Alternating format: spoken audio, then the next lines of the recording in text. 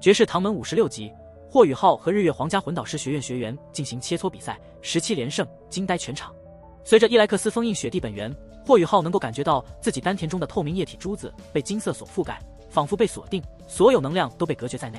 在这个过程中，霍雨浩感到一种奇异的明悟，他闭上双眼，沉浸在精神之海中的意识进入了冥想状态。与此同时，在明德堂的地下基地，靳红尘面对一片狼藉的景象，感到愤怒与无奈。基地受损严重，许多珍贵的实验设备和稀有金属被毁，而且基地的稳定性也受到了影响。更让靳红尘感到抑郁的是，由于战斗的震荡，基地的地势已经不稳定，甚至有坍塌的风险。明德堂自成立以来，从未遭受过如此沉重的打击。靳红尘深知这次事故的责任重大，他必须面对皇室的巨大压力。然而，就在他尽力平复情绪，准备应对接下来的困难时，一个更加惊人的消息传来：实验体1号失踪了。对靳红尘来说，无疑是晴天霹雳。实验体1号代表的是明德堂在魂导器研究上的最高端成就，是日月帝国数千年魂导器研究的成果。面对这样的损失，靳红尘感到绝望。而后，靳红尘立刻采取了一系列紧急措施，包括封口所有知情人员、监控拍卖场、发出绝杀任务，以及动员明德堂的成员修复基地和加强防御。他还特别询问了史莱克学院交换生的安危，尤其是霍雨浩的情况。得知他们没有受到严重伤害后，靳红尘稍微松了一口气。尽管靳红尘试图将这次事件的影响降到最低，但明德堂遭遇突袭的消息还是迅速传遍了大陆。日月帝国官方虽然没有明确指出袭击者的身份，但明德堂对本体宗下达的绝杀令已经表明了他们的目标。这一事件在大陆上引起了巨大的震动，原属斗罗大陆的三国对此感到庆幸，而日月帝国皇帝则因震怒而病情加重。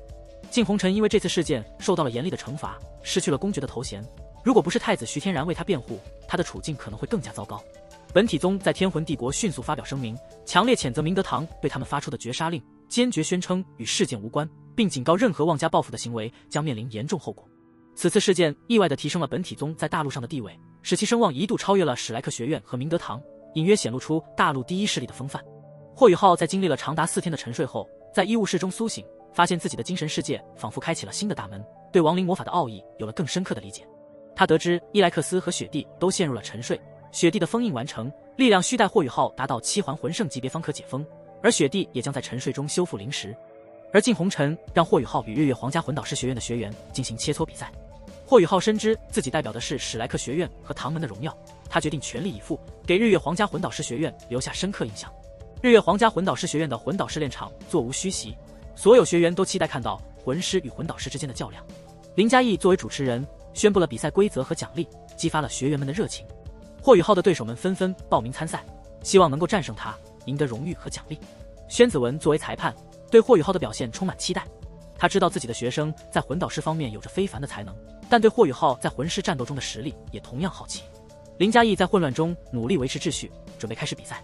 霍雨浩的嚣张举动进一步激怒了日月皇家魂导师学院的学员们，他们高呼要让霍雨浩败北，为学院洗刷耻辱。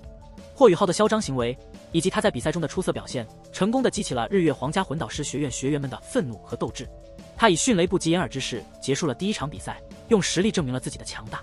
他的表现不仅是为了个人的利益，更是为了史莱克和唐门的荣耀，同时也是为了给唐门在魂导器领域的发展造势。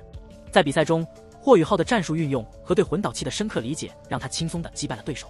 他没有被对方的魂导器锁定，反而利用爆炸的冲击波来增加自己的速度，展现了他高超的战斗技巧和对战场的精准掌控。靳红尘的出现和讲话，将这场交流赛的意义提升到了一个新的高度。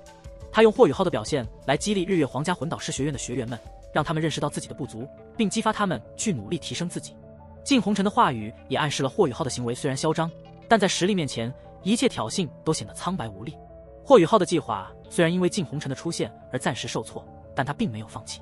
他知道自己的行为已经引起了日月皇家魂导师学院学员们的强烈反应，这将为后续的比赛带来更多的挑战，而他已经准备好迎接这些挑战，用实力去证明自己的价值。随着第二名对手的入场，霍雨浩意识到接下来的比赛将不再像之前那样轻松，但他的战意也因此被激发，准备迎接更加激烈的对决。他的白色魂环的出现，霍雨浩在魂导师炼场的表现令所有人震惊。他身上的白色魂环通常代表着10年魂环，这在4环魂宗中极为罕见，引起了在场所有人的疑惑。然而，霍雨浩的实力远超他们的预期。面对丸一俊的攻击，霍雨浩不仅没有被对方的魂导射线击中，还以惊人的速度和灵活性避开了所有攻击。这得益于他的唐门身法鬼影迷踪步，让他在战场上如同幽灵一般穿梭。丸一俊虽然反应迅速，使用多种魂导器进行反击，但霍雨浩更胜一筹。他利用君临天下的战绩，通过一柄短矛的投掷，不仅击破了玩意俊的防御，还直接结束了比赛。这一击不仅展现了霍雨浩强大的精神力和魂力，也显示了他对战斗的精妙掌控。霍雨浩的表现让日月皇家魂导师学院的师生们重新审视魂师与魂导师之间的差距，同时也激发了他们的竞争意识和斗志。靳红尘对霍雨浩的实力感到震撼，他意识到霍雨浩的胜利并非偶然，而是实力和战术的完美结合。霍雨浩的战斗方式和魂导器的运用，给日月皇家魂导师学院的学员们上了生动的一课，让他们认识到在魂导器之外，魂师的战斗技巧和实战经验同样重要。霍雨浩在万众瞩目之下迅速进入冥想状态，在宣子文的确认下，霍雨浩使用的短矛仅是普通武器，而非魂导器，这进一步证明了他的实力非凡。随着比赛的进行，日月皇家魂导师学院的学员们开始对霍雨浩的实力和魂师的战斗方式有了新的认识。霍雨浩的表现打破了他们以往的认知，让他们意识到同级魂师同样强大，甚至在某些方面超越了魂导师。靳红尘通过这场交流赛，成功的激发了学员们的思考和斗志，这是他希望看到的情况。尽管霍雨浩未能如预期那样影响整场切磋，但他已经为史莱克学院在日月学院中赢得了名声，并且通过极限单兵计划的刻苦训练，与自己在魂导器制作和战斗中的思考相结合，获得了极大的成长。第3名学员娜娜以时空魂导系的身份出现，给霍雨浩带来了新的挑战。时空魂导系的学员擅长使用魂导器来增强战斗力和生存能力，这种结合武魂和魂导器的战斗方式，对霍雨浩来说是一次全新的体验。娜娜的登场以及她那火红色的短刀，预示着她将采闵公路线与霍雨浩展开一场激烈的近战。她的武魂释放后，速度和攻击力都极为惊人，这让霍雨浩感到了紧迫感，意识到即将到来的对手不容小觑。两人的对决在宣子文的一声令下正式开始，霍雨浩和娜娜都以惊人的速度向对方冲去。娜娜的战斗风格激烈而直接，她的短刀一出，周围的空气都因炽热而变得扭曲，她的身形与刀芒合一。然而霍雨浩以暗金孔爪的强大破坏力正面应接了他的攻击，并以惊人的力量将他击退。霍雨浩的暗金孔爪不仅威力巨大，而且他还保留了实力，没有全力以赴。面对娜娜的火属性魂导器，霍雨浩指出了属性相克的问题，建议娜娜更换武器，希望能与他最强状态交手。娜娜虽然心中不甘，但也意识到了霍雨浩的强大，她更换了风属性的魂导器，以求在战斗中找到突破。她的新武器青灵刀释放出的锋刃，虽然被霍雨浩以玄玉手和冰帝之鳌巧妙地引导和抵挡，但他的攻势却变得更加迅猛和多变。霍雨浩在战斗中展现出了他作为双生武魂拥有者的全面性，无论是力量、速度还是战斗技巧，他都能在与娜娜的交锋中不落下风。他的左手以冰帝之鳌应接青灵刀，而右手则以玄玉手的技巧引开了锋刃，这种对战斗的精妙掌控让娜娜感到了前所未有的压力。随着战斗的进行，娜娜的焦虑逐渐显露，她的攻击虽强，却始终难以突破霍雨浩的防御。霍雨浩冷静计算，他利用暗金孔爪的利刃和突然提升的速度，成功的将战斗的局势扭转。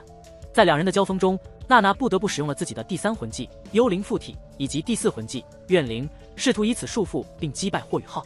然而霍雨浩凭借伊莱克斯传授的亡灵魔法，不仅化解了怨灵的威胁，更反过来控制了娜娜的行动。霍雨浩的实力和对战斗的掌控能力让娜娜感到了前所未有的恐惧，她发现自己在霍雨浩面前竟然无法动弹，这种恐惧感让他对霍雨浩的能力产生了极大的好奇和畏惧。在霍雨浩决定结束战斗时，他没有对娜娜进行追击，而是冷静地宣布了自己的胜利。